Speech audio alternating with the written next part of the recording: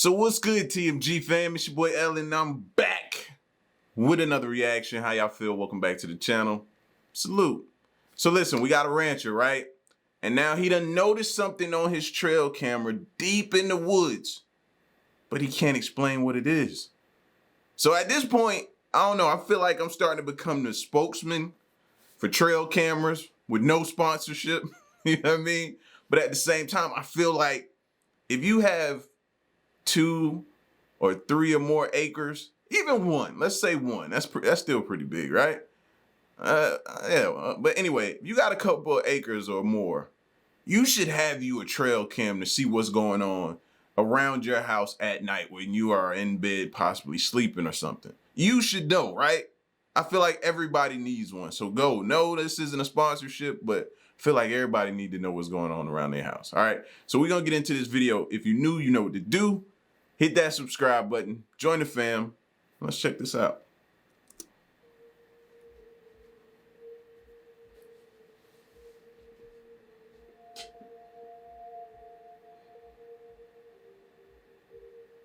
Recently, an interesting photo has been featured on various websites that investigate mysterious creatures.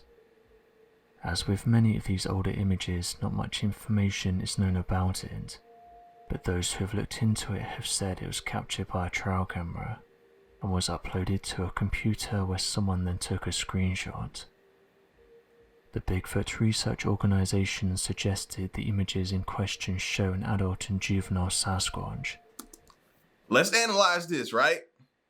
First stop for me is the arm length. Look at the arms.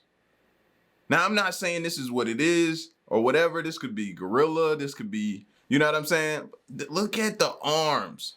This could be a bear. We've seen recently the bears walking around on 2 feet like a human. You know what I mean? But their arms to me aren't that long. So now I'm stepping back and I'm thinking, okay, gorilla maybe, Sasquatch, what do we have here? But yeah, that was my first, my eyes went directly to that, the arm length. And suggested the images in question show an adult and juvenile Sasquatch, and said that although sightings like this are rare, there have been multiple instances where people have come forward and said they've encountered more than one of these creatures.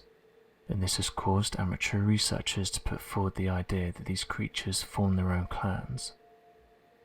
It's important to note that as of right now, scientists and researchers who study animals are not convinced that these humanoids are genuine, and have used explanations like bears and other wildlife to explain away sightings. However, this hasn't stopped researchers from claiming that not only are these creatures genuine, but that they feel they're getting closer to proving their existence. So they ready to come out of hiding? I don't think we ready for them to come out of hiding. I know I'm not. And then I double back. Look at the little Sasquatch Jr. Little Sasquatch Jr. Look at him. Look at his arms. Even his arms is long.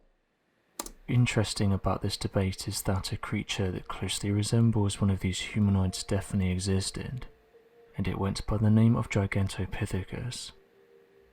Although it didn't live in modern-day North America, believers have said that we have scientific proof of its existence. So who's to say that an American equivalent isn't living in the dense regions of North America, which would easily allow them to avoid the majority of society? Hunters have said it's photographs like this that prove we're getting closer to answering once and for all whether or not they're genuine, and say that thanks to trail cameras it's allowed us to view areas that hikers normally wouldn't visit, and this gives us an insight into the type of wildlife that inhabits these regions. Although it's hard to prove whether or not photographs like this are genuine, even scientists have come forward and said that it's good to capture evidence like this, but note that further studies are needed in order to prove what we're seeing. One explanation they give is that wildlife such as bears can take on the appearance of humanoids, and they've even shown footage of bears walking on 2 legs, which mirrors the appearance of a large humanoid. They say this, along with being in the wilderness, could easily fool someone into believing that they've just encountered a large hairy humanoid. Amateur researchers though have said there's been thousands of encounters who have all detailed the same thing, and they've said they don't believe that every single one of these individuals have seen bears, even going as far as saying that some of these sightings have happened in locations where bears are not present. Interestingly, it's not until you look at some of these case studies that you realize just how many reports are made each year, along with happening in locations you wouldn't expect. In recent years, Mount Shasta and its surrounding forest have been considered a hotspot of supernatural activity, with events ranging from sightings of strange hovering bats to mysterious lights and even Sasquatch-like monsters. Most of these initial reports, however, seem to predate many of the modern Bigfoot encounters. Sightings of large humanoids have been reported in the area since the national park formed. The earliest reference to giant humanoid creatures living in the region comes from early Native American legends, and they called the creature the Subsquatch. Although the legends were not written down until around the spring of 1953, when nearby university professors interviewed Native American tribes from the region, the stories told remarkable similar descriptions of the local residents' claims of large humanoids dwelling within the mountains. According to these early Native American legends, a race of giants referred to as the Subsquatch were believed to have lived alongside the banks and source of the Flume Creek, and were claimed to have used underground passes and cave systems to reach the top of Mount Shasta. The legends would reach their popularity in the area back in 1962, when a woman who had been camping out near the base of the mountain claimed to have stumbled across a hidden area created by the large humanoids.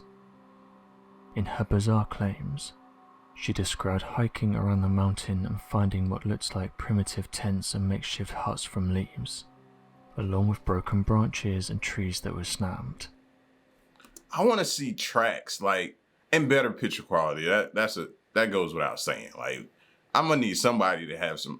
We got 8K capabilities these days, bro. These pictures got to get better if y'all want us to get behind y'all in some of these claims of these sightings. That's got to improve. Also, if you're gonna get the shot, also go double back and see if you can get the footprints. Let's look at the footprints. Stuff like that, a little more, but we definitely got to step up these photos, man. I see multiple people saying the same thing all the time too. Why do we keep, even when it comes to UFOs and different things, let's get some better quality. Gotta be. Along with broken branches and trees that were snapped. Within an area of tall bundle grasses, the woman watched as a large creature appeared to give birth to a small monkey-like creature. Whoa. Unable to move, the pregnant hairy woman watched the hiker, and once the birth was over, the hiker ran from the area as the pregnant creature immediately began moving as if it were to attack. It's probably trying to protect what it just had. And what person stands there and watches it, though? You just as sick, fam. Whoever did that and stood there, whatever hiker that was, you need some serious help to stand there and watch that, bro. You're like, no, I'm out of there. And then I'm going to be like, you know what? That thing probably going to try to protect their babies. So let me put a lot of distance in between us. In 1971, a man by the name of Virgo Larson would also claim to have a mysterious encounter, with his account being reported in the local newspapers before reaching mainstream popularity. According to the Mount Shasta Herald, Larson, a 47-year-old man who was originally from the small town of Salmon, Idaho, was temporarily living in the area of Mount Shasta while working for a logging company. During his time working for the company, he claimed to have seen a non-human creature at around 8:30 in the morning near a helicopter logging operation. According to Larson, he and his logging partner, a man by the name of Pat Conway, had decided to hike down the side of the mountain while taking a short break. Once the two men had separated, Larson then claimed to have seen what he originally believed was a Forest Serviceman walking down the mountain slope near his location. Familiar with many of the workers in the area, Larson monitored the figure and shouted a warm greeting. Immediately the figure froze in his tracks and turned towards Larson, before attempting to rush down the side of the mountain in a different direction. Unsure of what was going on, Larson walked closer to the figure and shouted again, causing the figure to duck behind a nearby bush and peek its head over in Larson's direction. It was... See, that's the next thing.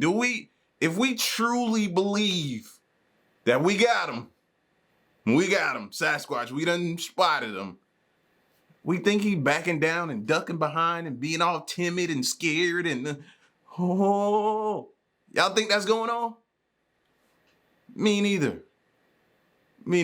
I feel like that joker there is gonna be on like a roid rage trying to get at you. You know what I mean? I just don't see it as being, and that's just my opinion. You know what I mean? I just don't see it as being timid, scared, like trying to see. No. I think vicious, beast coming at you, and ain't nothing you can do to stop it. Just incredible strength. Nearby bush and peek its head over in Larson's direction. Peeking his head? It was at this moment that Larson realized that the figure was not a Forest Service worker, and was instead some unknown humanoid entity. The stench of the creature started to disorientate Larson, as he would later recount that he'd most likely been downwind from the creature and could smell its pungent scent, which he likened to the smell of a half-rotten bear hide. Although he was unsure of the physical description of the creature, as Larson had been unable to get a look at the strange figure, he believed that it had been covered in dirty hair, and said that it started at the eyebrow line and stretched over its forehead and head, leaving only its eyes, nose and mouth exposed. Terrified by the strange sighting, Larson immediately ran from the creature back up to the slope and told several of his co-workers. Several of the workers immediately fashioned makeshift clubs, and believed Larson's account, as many of the workers had heard stories of similar creatures in the area. Shortly after fashioning their weapons, the men returned to where Larson had encountered the creature, and were able to smell the pungent smell Larson had described. Some of the men described the smell as a rotting animal smell, while others compared it to a pungent skunk smell. Despite spending another 30 minutes in the area, the men were unable to find any sign of the hairy humanoid. Terrified that similar creatures were lurking nearby, the men would contact the local authorities to conduct a proper investigation. Several hours later, Larson would be greeted by members of the United States Forest Service. And this was after using their CB radios to contact the nearby sheriff's office. The US Forest Service members Sergeant Bullington, along with Bob Gray, Rex Lebo and Don Whoopshaw, took the witness testimony of Virgo Larson completely seriously and started their investigation within the hour. After using the bush that the creature had been standing behind as a reference point, the US Forest Service members believe the creature to have been standing at a height of around 7.5 feet tall. Whoa! 7.5 feet tall. Now, I was thinking it was going to be a bear, right? Because now that I'm thinking some more about it, there's some bears you can go, make yourself big, make a lot of noise, and they'll turn and get timid and run away from you, right? Not all of them, depending on how you catch them at the time, stars align and all that type of stuff. If you do that, they say they'll run away. So that made me think, okay, maybe that was a bear. And then if bears stand tall, they're pretty tall, right? Bears can get pretty tall. I don't know what's the average height of a bear, but I just think they can get pretty tall. But now you got the Rangers there, and they're like 7 feet tall. You might be onto something. Fresh blood stains have been found on neighbouring branches. Still think it's a bear. And were collected to be sent for a lab for study. And a series of tracks all across the side of the mountain were photographed for future reference. The results of the blood samples and laboratory findings were not made public. The official explanation of the Larson case was blamed on a group of environmentalists that had been camped roughly 2 miles from the logging operation, believing that the group may have fabricated a hoax in the attempt to scare the loggers away. Despite this easy explanation, the environmentalist group would claim they had nothing to do with the sighting, and Larson himself would conduct several interviews with local newspapers, claiming that he saw something completely non-human that day. Additionally, the size, smells, and the movement of the creature would have made it difficult for it to have been hoaxed. Since this report, hundreds of sightings of humanoid creature encounters have been reported by local residents and distant travelers. This has led many amateur researchers into believing that the area of Mount Shasta is host to supernatural conditions. So what do you make of these interesting sightings? Be sure to leave your questions and answers in the comment section below, and help us to grow this community while working to solve these unexplained mysteries. I think, like I said, man, I think it was a bear. Like I said, bears can get pretty tall when they stand straight up. That could have been what it was. It said it had the stench. Maybe it had just got done eating another animal or something like that. These pictures here, you know my stance on these pictures. The arms are extremely long. And I don't know, man. Like I said, I would hope in the near future we get some better quality so we can make out better of what we're dealing with. You know what I mean? Now, don't take as what I'm saying as, oh, it was a bear, it's nothing. Let me go. I can go back in the woods, be hiking and doing everything else. I ain't saying that, bro. Respect the area. I don't even see how knowingly knowing these types of things are happening, these sightings and stuff like that, people still go in these areas where they have these sightings and just camp and hike freely. That part I'm just never gonna be doing at all. You know what I mean? Just not at all. But hey, they said they could be close to making their way out and making themselves visible and showing themselves in the near future. So maybe we get to see it finally and put all this speculation to bed. Y'all get at me in the comment section though, man, and let me know what you thought of this video. And stick around and stay tuned. Till the next one, I'm gone. Peace.